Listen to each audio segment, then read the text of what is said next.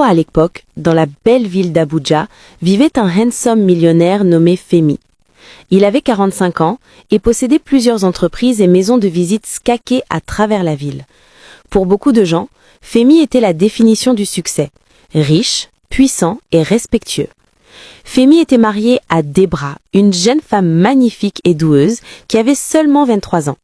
Ils se sont mariés quand Debra avait juste 18 ans.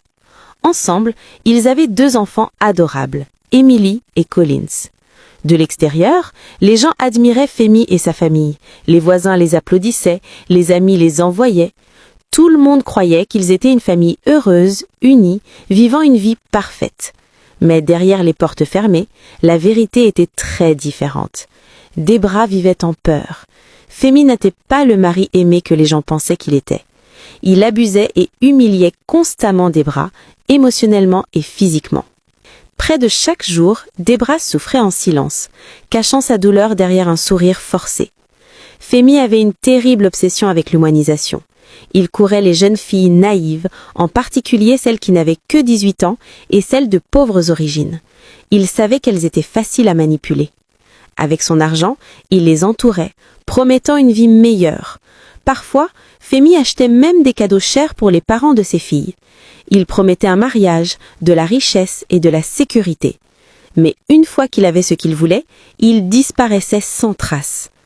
Personne ne pouvait le questionner. Il était riche, influent et intouchable. Femi utilisait son pouvoir pour oppresser les pauvres. Debra savait de ses affaires. Elle connaissait les jeunes filles. De nombreuses fois, elle l'a confrontée. Elle a pleuré, elle a crié, elle a supplié. Mais à chaque fois qu'elle a parlé, Femi a répondu avec de la violence. Il l'a battue. Femi n'était pas seulement en humanisation, il était abusif. Debra n'avait qu'une seule place de sécurité. Son amie Liliane, qui était un avocat. Quand la douleur devenait trop forte, elle se battait contre lui, blessée et blessée, pourrissant son cœur.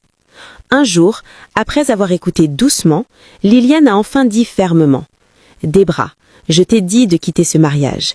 Quitte avant que cet homme te tue. Mais tu ne m'écoutes jamais. » Debra a pleuré. « Comment puis-je quitter un mariage que j'ai duré des années à construire ?» Elle a crié. « J'ai rencontré Femi quand il n'avait rien.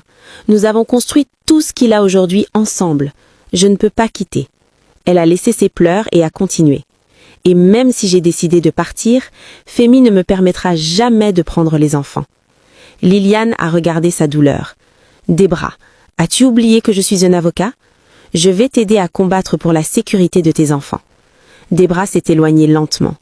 Tu sais qu'on ne peut pas gagner contre Femi en cour. Il y a trop de gens puissants. C'est pourquoi Debra est restée. La peur. De l'autre côté, Femi ne voulait pas se divorcer. Pas parce qu'il adorait Debra, mais parce qu'elle gérait ses maisons de visite. Debra travaillait dur, intelligente et très bonne à son travail. La perte de Debra signifiait la perte du contrôle de l'entreprise.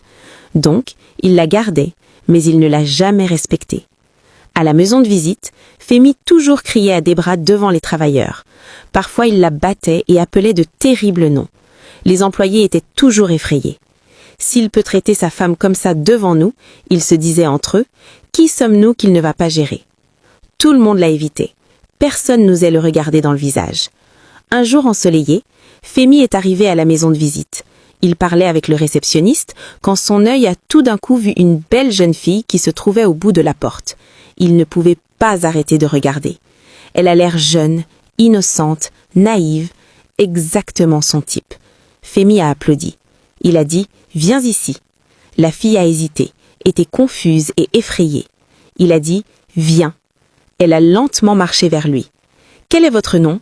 Il lui a demandé. « Rachel, sœur », elle a répondu nerveusement.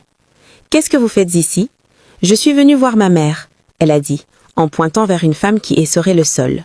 « La nettoyante ?» Femi a demandé. « Oui, sœur, elle est ma mère. » Femi a lentement souri. « Et pourquoi êtes-vous ici pour la voir ? Je suis venue récupérer de l'argent d'elle pour m'enregistrer pour mon examen senior YSC. »« D'accord. Et est-ce qu'elle vous l'a donné ?»« Non, sœur, » Rachel a répondu, regardant vers le bas. Elle a dit qu'elle n'avait pas encore reçu son salaire. « Combien c'est ?»« 30 000 naira, sœur. » Sans hésiter, Femi a pris l'argent et lui a donné. « Une belle fille comme vous ne devrait pas être étranglée, » il a dit. Ensuite, il lui a donné sa carte de complément. « Appelez-moi si vous avez besoin d'aide. » Rachel a récupéré la carte en pleurant à nouveau. « Merci, sœur. Que Dieu vous bénisse, » elle a dit, en pleurant réellement.